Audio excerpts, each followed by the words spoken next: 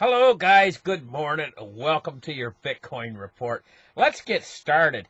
I got to find my chart here. Give me a second.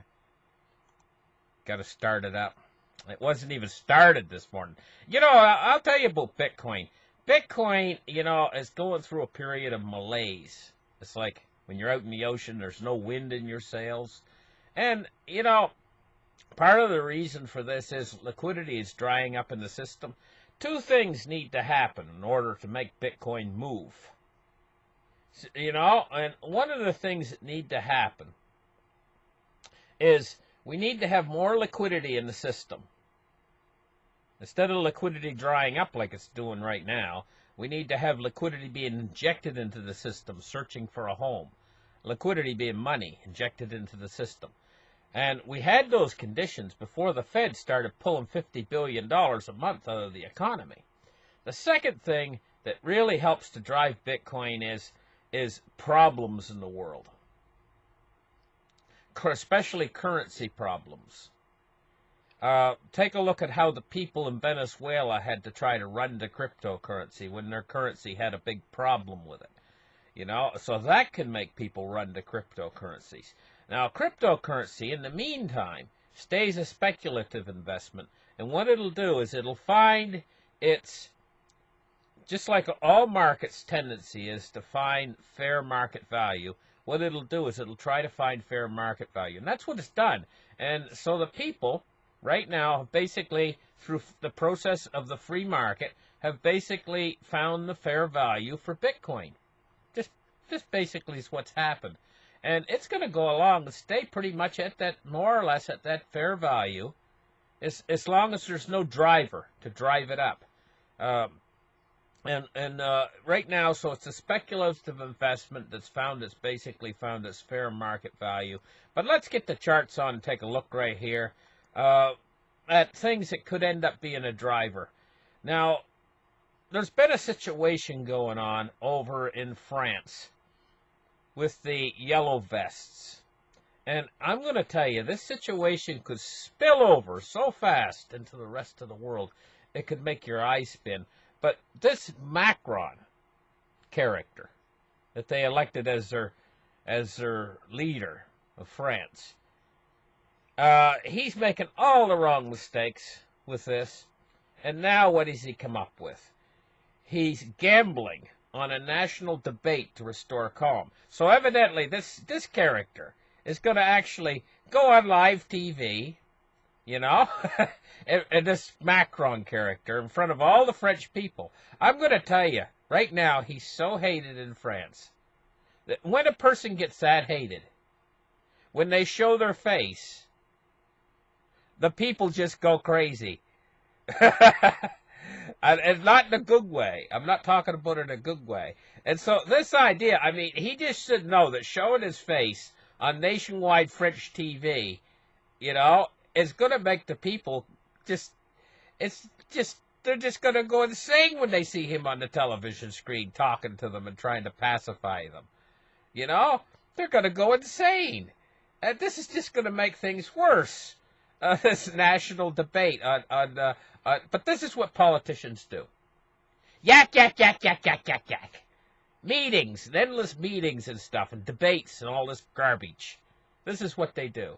So he's going back to his roots. He's going back to the only thing he knows how to do to try to stop this crisis in France. But meanwhile, there's fires burning in Paris, cars upside down, and no sign of this going away anytime soon.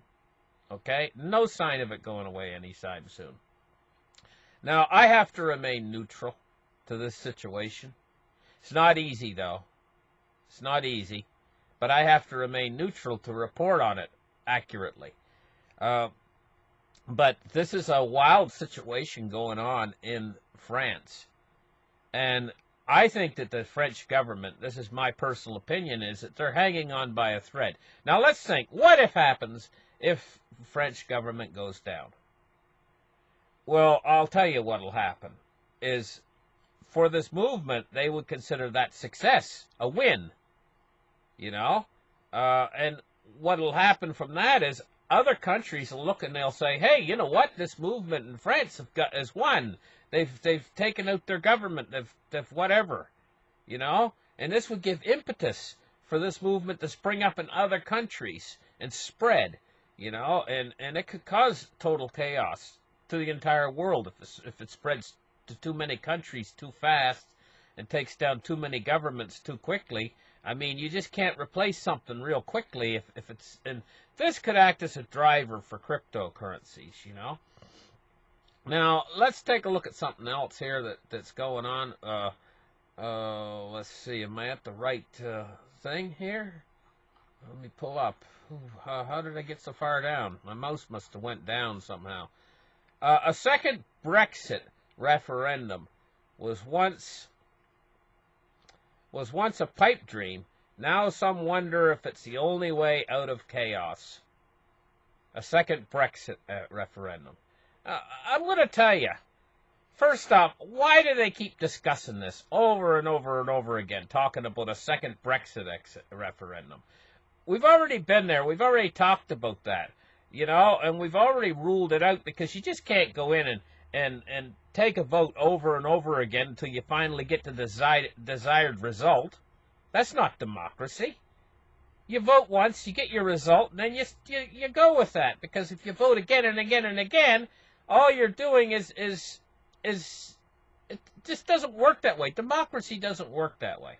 Anyway, you know what it kind of reminds me of? An old joke about an old lady. The old lady was walking down the street, and the police officer was walking by, you know. And she all of a sudden she starts waving her arms. Police officer, officer, officer. She comes running up, and he's like, ma'am, can I help you? He says to her. And she says, well, she says, a man accosted me. And the police officer says, oh, he did he?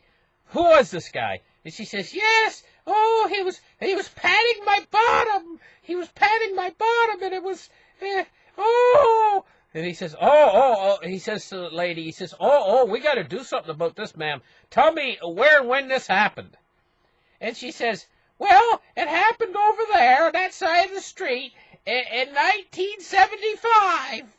You know, she's like 80 years old. And the officer looks at her, he says, 1975? He says, what do you expect me to do about that now? And she looks at him and says, well, we can talk about it, can't we? You know, but that's the way with this second Brexit referendum. All this is talk on the media. They're constantly trumping this second Brexit referendum, and it ain't going nowhere. We're just wasting time. We're wasting time, even waiting for this second vote to go through Parliament. We're wasting time. The clock's ticking down to March 29th. And the only thing it looks like to me that's really going to happen is the chaos they talk about here. Now some wonder if it's the only way out of the only way out. A second Brexit referendum is not the only way out. We're headed straight toward the chaos of March 29th. Cryptocurrency feeds on these kind of events. So does gold and silver. When people panic, they start running into... I watched when they just voted on the Brexit referendum originally, okay? And I watched it very carefully. And the bookies were taking bets through England that they would vote to stay in the European Union. Well, they surprised them all, and they voted to leave the European Union. And honest to God, guys, I was watching the silver price after that shocking surprise. And the silver price was shooting straight up heavenwards. Cryptocurrencies like gold and silver is in that when there's trouble in the world, massive trouble in the world starts to run to cryptocurrency, you know, as a relief or a safe haven asset. Honest to God, and this looks like real trouble coming here. I'm telling you, with these two movements, we're going to have to keep our eye on the French movement extremely carefully because it could turn out to be really nasty, especially if I have to say it, if the French government falls. It depends on if this movement backs off or if it grows and intensifies. If this movement grows and intensifies, I have to look at that possibility. that the French government could fall. I mean, it wouldn't be the first time that something like this has happened in France, you know. So listen, thank you guys for listening. Like and subscribe, and we'll catch you in the next video. Bye-bye, guys.